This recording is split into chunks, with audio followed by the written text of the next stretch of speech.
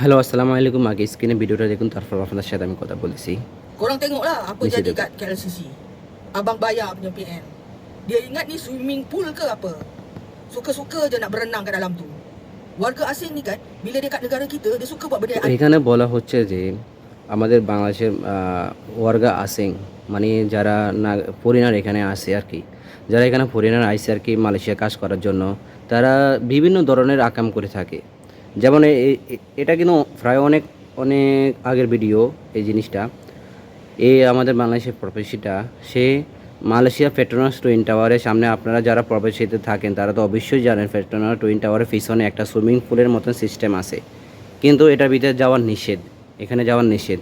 কিন্তু আমাদের বড় ভাই এত আবেগী হয়ে গেছে, সে সুইমিং পুলের পুরো মাঝখান পর্যন্ত চলে গেছে গা। সুইমিং পুলের ওখানে আবার কিন্তু পুলিশের একটা ঘরও আছে, পুলিশ থাকার জন্য, পুলিশকে দেখাশোনার জন্য একটা পুলিশের একটা স্থানীয় ঘরও আছে ওখানে।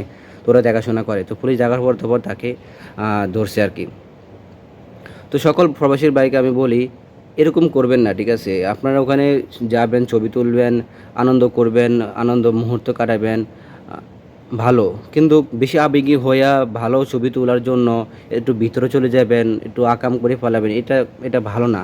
এটাকে ভালো বলা হয় না, এটাকে ভালো বলা হয় না।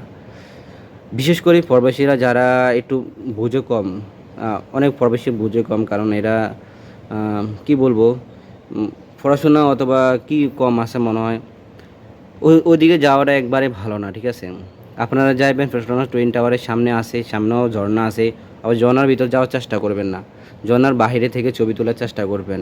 ঝর্ণা আবার পেট্রোনাস টুইন টাওয়ারের পিছনে সুইমিং পুল আছে, অনেক বড় পার্ক আছে, ওখানে যাবেন, ওখানেও ছবি তুলবেন। কিন্তু ওটার পিছনে আবার বিড়ি খাওয়ার নিষেধ, আবার বিড়িও খাবেন না ওখানে, বিড়ি খাওয়ার নিষেধ, বিড়ি খাবেন না। আশা করি সবাই বুঝতে পারছেন। আমি প্রায় সময় মালয়েশিয়ার সবাইকে এরকম ভালো ভালো তথ্য দিয়ে থাকি। এরকম ভালো ভালো তথ্য পাওয়ার জন্য আমার ফেসবুক সবসময় ফলো করে রাখবেন, আর আমার ইউটিউব বলে সাবস্ক্রাইব করবেন। আল্লাহ হাফেজ।